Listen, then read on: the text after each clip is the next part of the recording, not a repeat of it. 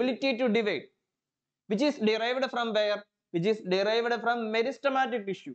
So, which is derived from meristematic tissue which has lost its ability to divide. A well differentiated plant tissue derived from meristematic tissue which has lost its ability to divide. Which has lost its ability to divide.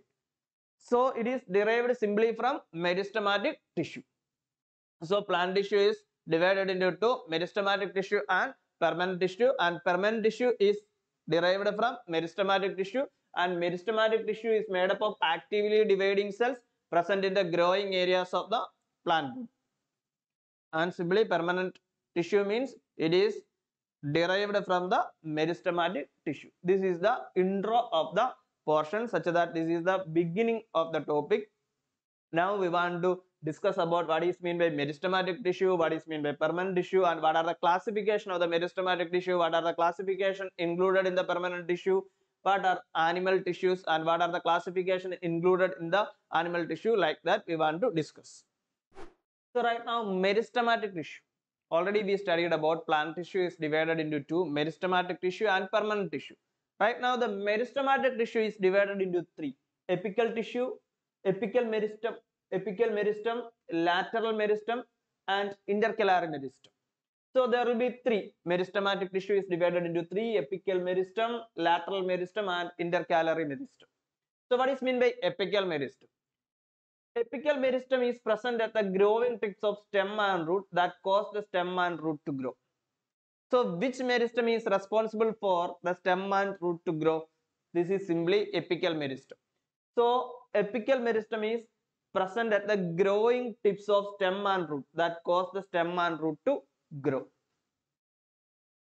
So that's all about apical meristem. That means present at the growing, apical meristem is present at the growing tips of stem and roots, which is responsible for the stem and root to grow. Which meristem? Apical meristem. Where this apical meristem come from? It is the classification of meristematic tissue. Where the meristematic tissue come from? It is from the plant tissue. Plant tissue is divided into two: meristematic tissue and permanent tissue.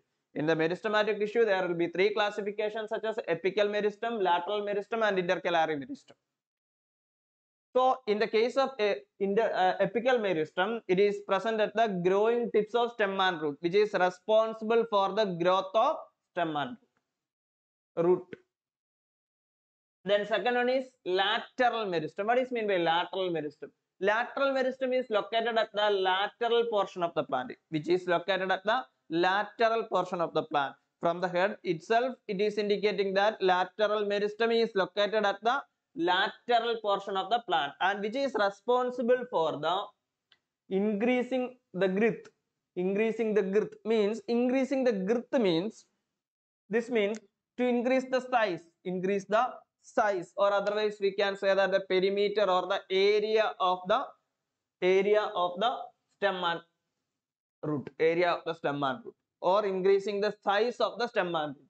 So lateral meristem is locating at the lateral portions of the plant, and which is responsible for increasing the size, or otherwise we can say that increasing the area of the stem and root.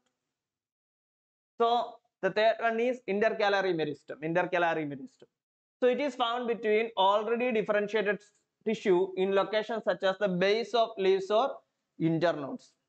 So where the intercalary meristem is located? It is located between the base of, or otherwise we can say that it is seen in the locations such as the base of leaves and internodes. It is already found between, or otherwise we can say that it is found between already differentiated tissue. So these are the three classifications of meristematic tissue: apical tissue, apical meristem, lateral meristem, and intercalary meristem. So where the meristematic tissue comes from? It is from the plant tissue. Plant tissue is classified into two, such as meristematic tissue and permanent tissue. So again the meristematic tissue is classified into three: apical meristem, lateral meristem, and intercalary meristem. What is apical meristem? It is present at the growing tips of stem and root that causes the stem and root to grow. What about lateral meristem? Which is simply found between the lateral portion of the plant, and which is responsible for the growth of area. Growth in the case to increase the area and the size of the stem and root. What about intercalary meristem, which is found between already differentiated tissue and which is response and in locations such as the base of leaves and internodes. That's all about the meristematic tissue. Now the permanent tissue is divided into two. Permanent tissue is divided into two. Permanent tissue is simple permanent tissue and complex permanent tissue. Simple permanent tissue and complex permanent tissue. This is one, this is two. Simple permanent tissue and complex permanent tissue. What is meant by simple permanent tissue? The tissue composed of only one cell type is called a simple permanent tissue. And the tissue composed of more than one type of cells is called tissue composed of more than one type of cells is called complex permanent tissue.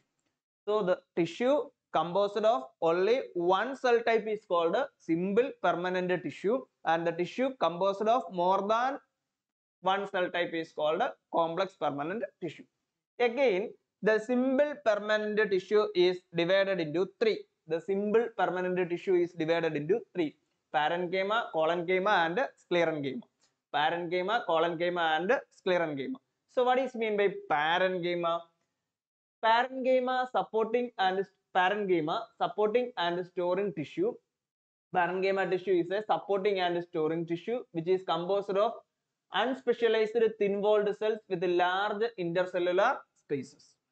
So what is mean by parenchyma?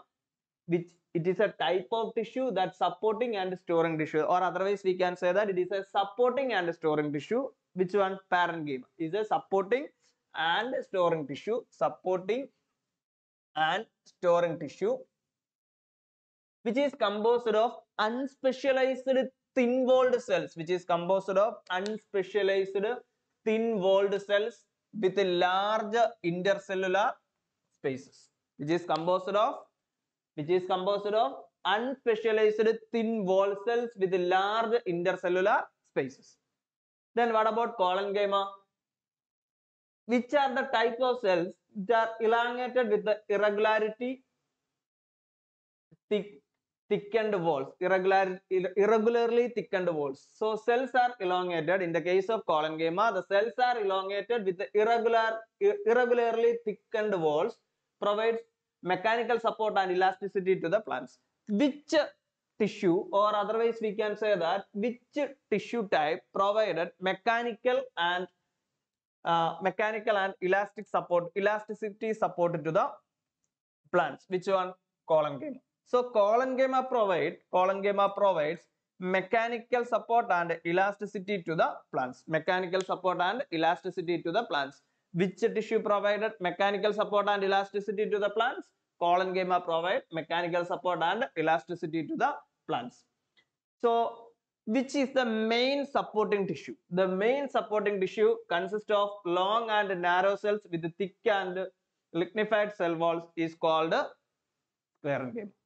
So which is the main supporting tissue? The main supporting tissue is sclerenchyma. The main supporting tissue is sclerenchyma.